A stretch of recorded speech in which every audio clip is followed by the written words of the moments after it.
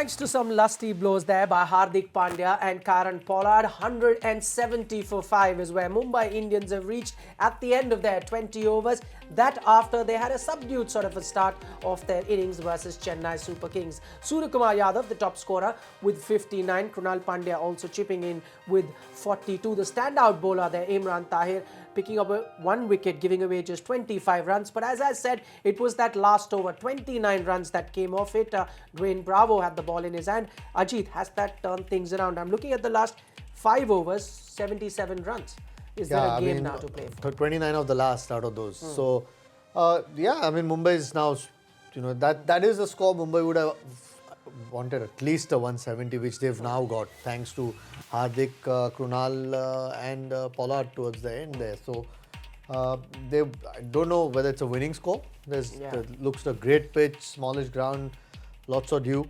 But it's certainly a good score with Mumbai's attack. If they can bowl well, it'll be a challenge for Chennai to get that. But we usually tend to look at a score exactly the way the inning ends, and this ended with a blast, with them hitting 29 of the last 5 overs. Yet do you think it's going to be competitive? Because it seems like, as Ajit says, just about par. Yeah, I think it's par. But the thing is that Mumbai Indians take a lot of momentum into that dressing room. And that's a big thing, especially when you know that, where they were sitting at the 15 over mark, it was looking pretty dire actually. It didn't look like they were going to reach 140. So, Hardik Pandya, Krunal Pandya especially as well, did a great job. Karan Pollard hit a couple over the fence. But they'll be pretty happy with that, I think, Mumbai Indians. I think this is one of their better attacks as well. If Makande was there, I think they'd go close. Maybe it's a 50-50 now, but good performance. Just looking at the last over by Bravo, at one time he used to be a master with those slower deliveries, the way he would control. It's not quite happening anymore. Yeah, he didn't try slow balls. I think we were just talking off air.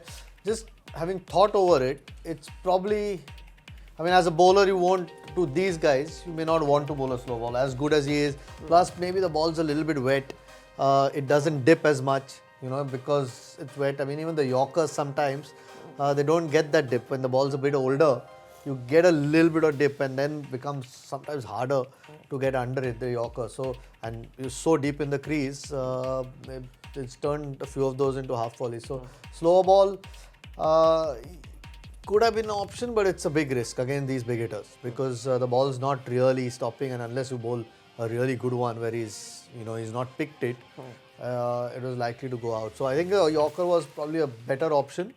It's just Hardik Pandya was better on the day. Just looking at that last over, as we were talking about, 29 runs came off that last over. How have Chennai actually done, if you look back at their entire IPL? This, in fact, as my producer tells me, the most that they've conceded in the last over, 29 runs.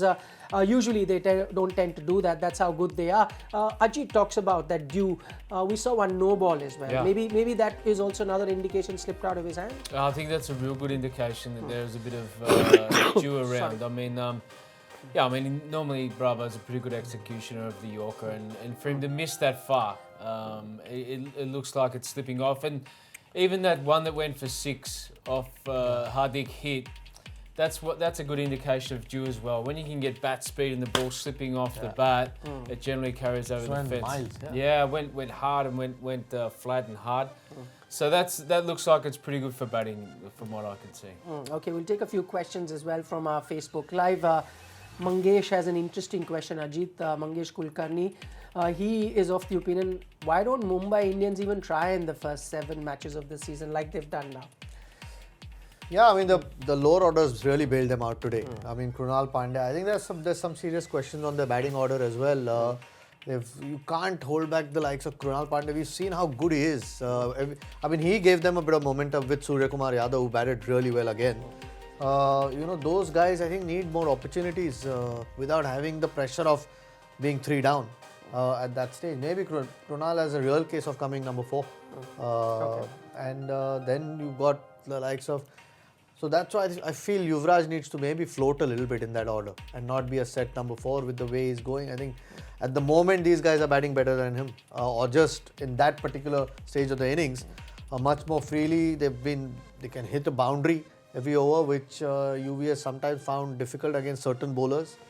So they'll have to look at that because you don't want. I don't think on other grounds you're as easily going to get 70 or 5. They've got Yeah. the firepower, but it may not be that easy. I'm just taking that question forward because he talks about Krunal being a floater, so UV's batting position. Raja Atwal sends a question. In fact, it's a suggestion. He feels UV should take his time. I mean, but can you really afford to do that with so much firepower as far as the batting is concerned, lower down, waiting to come onto the crease? No, but he did take his time. He had a look at 5 balls, and look, the hard thing for Yuvraj is that when he comes to the crease, he doesn't get 2s. So as a batter, when you face your first 10 balls, if you can get some 2s under your belt, it buys you a little bit of time. So at the moment, it's sort of almost like ... 1 or ...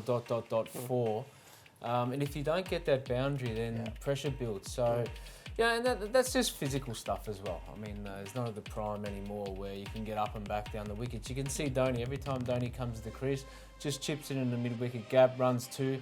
So he's never got any time pressure on himself. He can actually buy himself a bit of time. So I think that's something which Yuvraj, might be able to help just to buy him some time.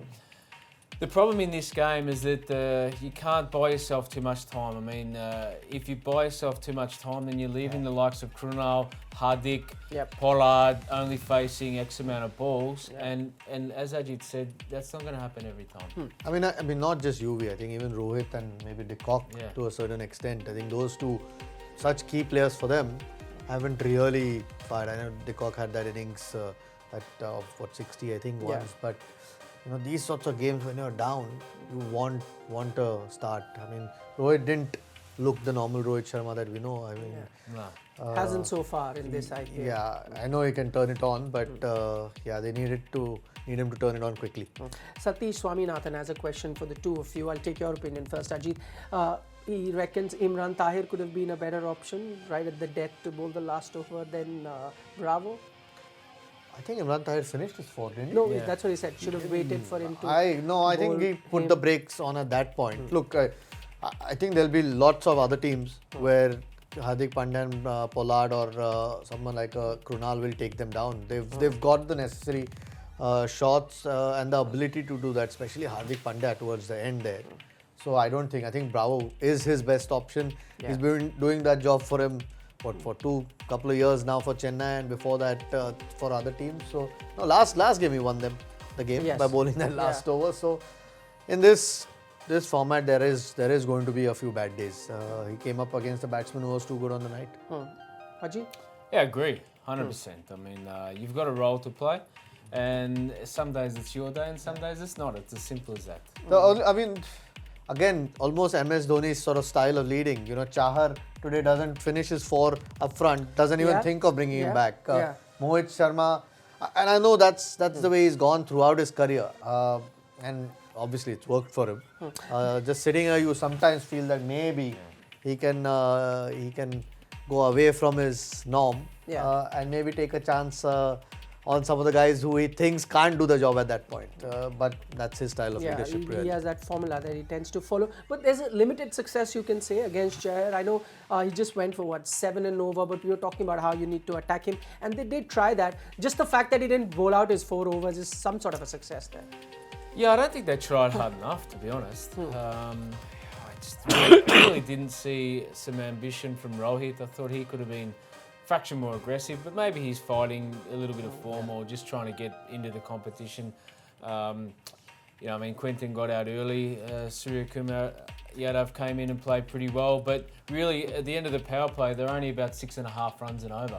Now 1 down. I think you've got to score a few more at 180. One run off that 6th over of Mohit Sharma, I think. Yeah, 1 down, that should be a free over. You should be trying to plant that for at least 10 or 12. But that didn't happen, and that's just finding your rhythm, finding your form. They're not quite there. What's real positive for Mumbai Indians is the form of Krunal Pandya and Hardik Pandya with the bat. I mean, that's real positive stuff. I love that shot by Hardik Pandya, the helicopter shot that he played. Plenty questions coming in with regards to Yuvraj Singh. One I'll throw at you, and we were briefly talking about that before the show started. Shubman wants to know, will Mumbai look to try Yuvraj as a bowling option? No. I can't imagine. With 7 options already. Who knows, but I can't imagine that happening. I don't think he bowls as much now, UV. It's a tough ground to use a spinner as well. Maybe some other venue, there might be He might be used as an option, but I can't imagine unless they've run out of options. I don't think UV is going to get a ball. Just got a feel for Rahul Chahar. He's going to be coming out to bowl with the dew there, youngster making his debut. Won't be easy for him. No, it won't be. But he's got some skills. I mean, this kid's had a rap on him for a long time, and I'm interested to see how he goes. I mean, you know, wrist spinners have had success at the one Keddy, so there's a good opportunity for him to do well. But it'll all go down to how these two start off for the new ball. If he comes in and they're 2 or 3 down, I think he'll be fine. If Watson's still in the crease, he's in some trouble. Okay, Behrendorff is out to bowl with the new ball. Plenty to look forward to. Quick prediction, guys. Who are you going with now? Yeah, just Mumbai still. Pick them before the game. I think 170 is Chennai batting. You can get into them if you get a few wickets. They don't bat that deep, so it's not a winning score, but it's a good score. Right. Yeah, Even though this pitch is I good. got that feeling as well. I just got a sense it's a Mumbai Indians just by the skin of their teeth. Okay, we'll leave it at that. The players are out. Live action is about to begin. Thanks so much for joining us. We'll see you at the end of the game.